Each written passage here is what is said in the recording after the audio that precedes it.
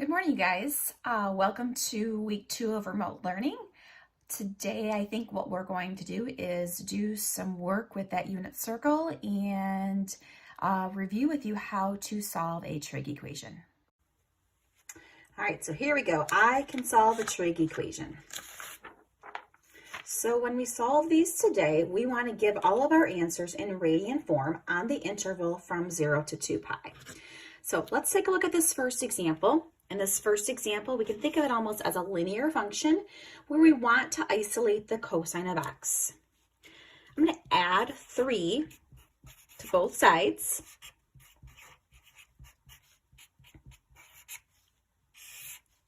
Divide both sides by 2, and I end up with the cosine of x equals -1. And so now what I need to do is I need to go to my unit circle and figure out on the unit circle where cosine is equal to -1.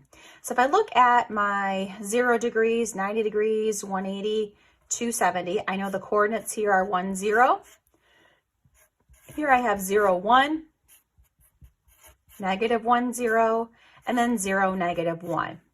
So remember that our cosine is the x value and sine is the y value. And so I find here that my x or my cosine value is -1 at 180 degrees. In other words, pi. So this problem only has one solution. All right, my next type of problem here you'll see has a quadratic in it. And since there's only one of them, what I want to do is to get that sine squared by itself.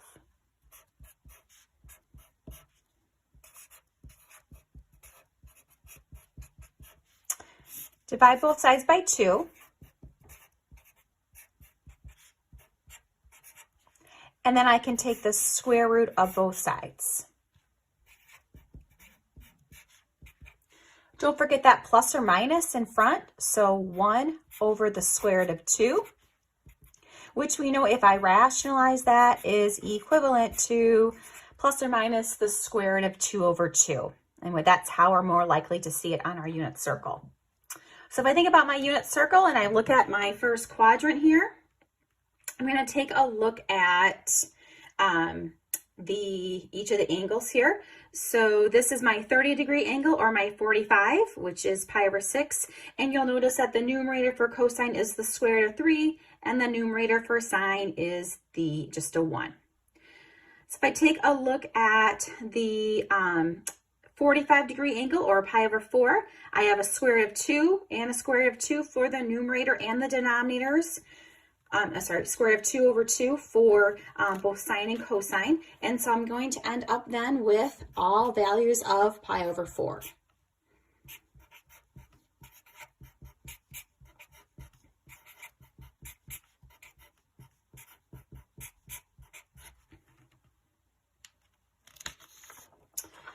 All right, moving on now, let's take a look at tangent. And so if you notice, there's a tangent on each side of my equation.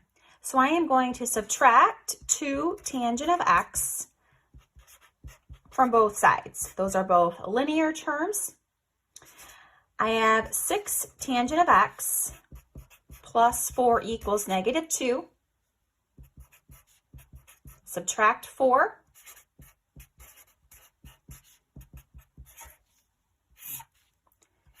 Divide by 6, so tangent of x equals -1.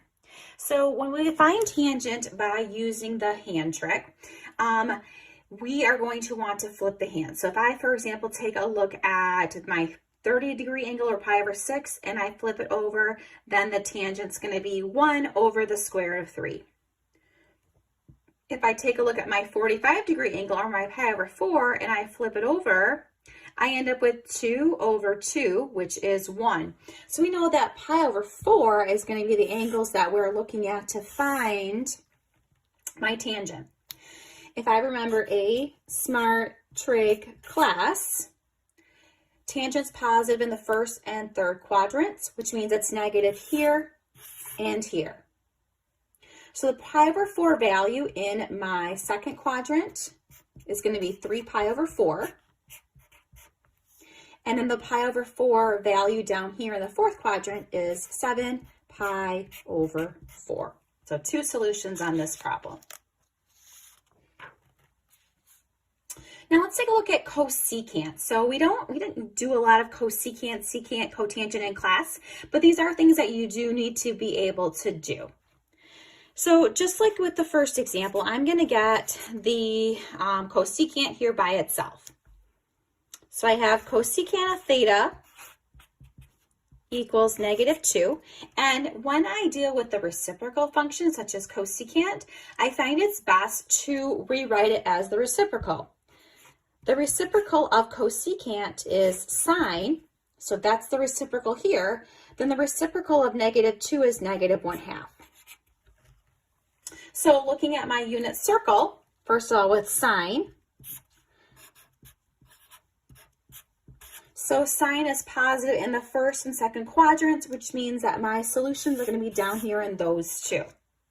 So using the hand trick here, if I flip back that 30-degree finger, I have a 1 for the numerator of sine. So that means that pi over 6 is the angle I'm working with. The pi over 6 angle in the third quadrant is 7 pi over 6. And then the pi over 6 angle over here is going to be 11 pi over 6. Sometimes you can have more than one trig function within your problem. If you look at this example here, you'll notice that both of these have a cosine of x in common. It's kind of like if you had 2x minus 2 equals 0.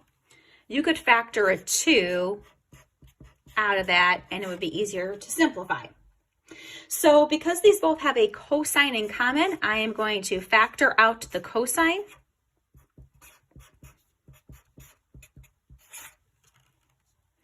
At this point, I can set cosine of x equal to 0, and then sine of x minus 1 equals 0.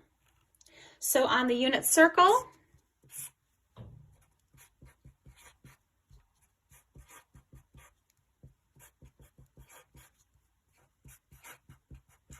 cosine is equal to 0 at pi over 2 and 3 pi over 2.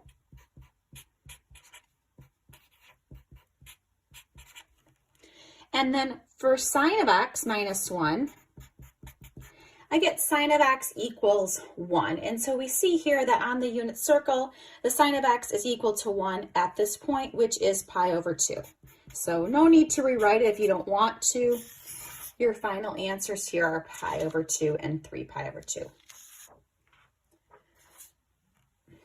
All right, so now these things could take more of a quadratic look. Think of this as an x squared minus x equals 2. And when we solve a quadratic equation, we want to get everything onto one side of the equation. So I'm going to subtract 2. So there's our good old friend, the quadratic again. And we know that one way to solve a quadratic is by factoring. So this could easily be factored into x minus 2, x plus 1. I'm going to replace the x's back with the cosines.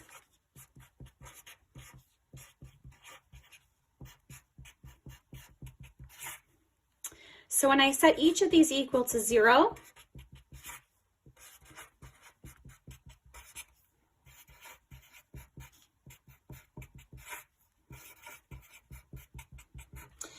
I'm going to start looking at solutions for the cosine of x equals -1.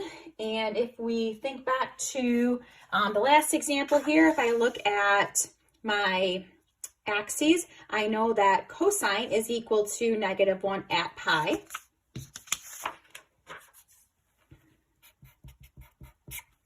And then cosine of x equals 2. So if you remember, we have a problem here that has no solution. The cosine and sine of an angle always has to be between -1 and +1. So since this is greater than 1, there is no solution for cosine of x equals 2. And so my only answer here is going to be pi. All right, 2 to go. Example 7, cosecant squared of x minus 4 equals 0. So again, let's get the squared part by itself. Take the square root of both sides. And this gives me plus or minus 2. If you recall from the first example, we are going to take its reciprocal function. And so the sine of x is equal to plus or minus 1 over 2. So these two statements here, they're going to give us the same angle. So we remember then that the sine of x is equal to 1/2 at pi over 6. And because it's plus or minus, I want all values of pi over 6.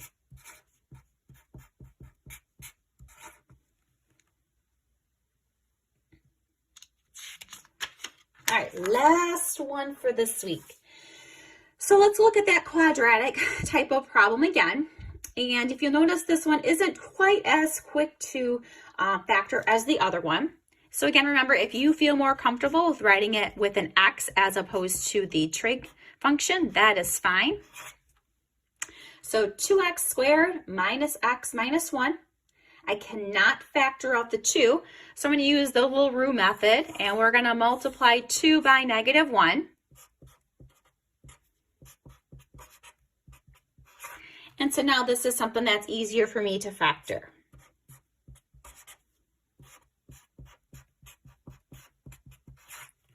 Just remember that if you multiply by that 2, I have to divide both of my solutions by 2.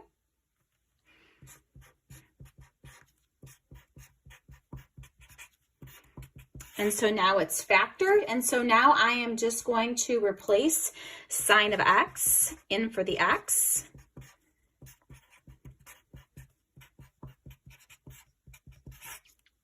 So sine of x minus 1 equals 0.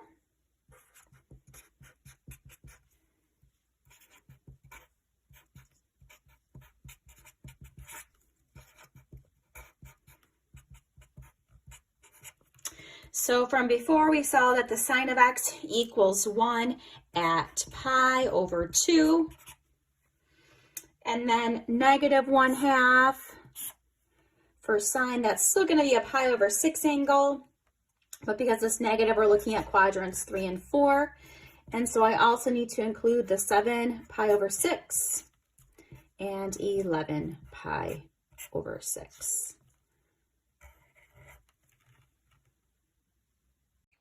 So I hope that you found those examples helpful. Please now take a look at Google Classroom. There is a worksheet with 10 problems on it that you can try, and then check your work. I did upload the work solutions on that as well. When you're done with that and have some practice feeling more confident, what I would like you to do is to do the 3 problem selfie worksheet. And so what that means is you need to do those 3 problems on that worksheet. If you don't have a printer, just do them on a separate sheet of paper.